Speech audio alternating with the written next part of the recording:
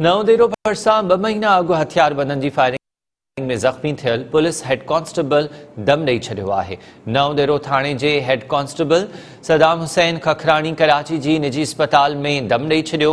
शहीद अहलकार जो मढ़ कराची खां ॻोठ मधा खखराणी आंदो पियो वञे। नवदेरो भरिसां 2 महीना अॻु हथियारबंदनि जी फायरिंग में ज़ख़्मी थियल पुलिस जे हेड कांस्टेबल कराची जी अस्पताल में दम ॾेई छॾियो आहे। नवदेरो थाणे जे हेड कांस्टेबल सदाम हुसैन खखराणी कराची जी निजी अस्पताल में दम ॾेई छॾियो। शहीद अहलकार जो मढ़ कराची खां ॻोठ मदा खखराणी मुंतक़िल कयो पियो वञे। नूर मोहम्मद सूमरो खां तफ़सील मालूम कयूं था। नूर मोहम्मद, वधीक आगाह कजो। जी अमीर, बिल्कुल नवदेरो बसां पीर मतारो टिकट सां ड्यूटी खत्म करे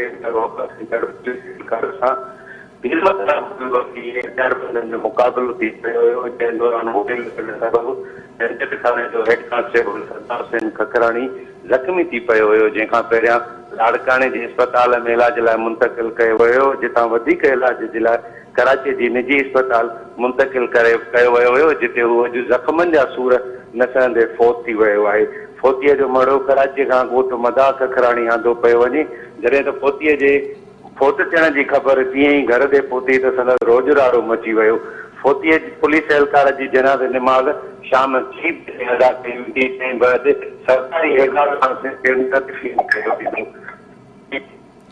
नूर मोहम्मद, मेहरबानी तफ़सील ॾियण जे लाइ।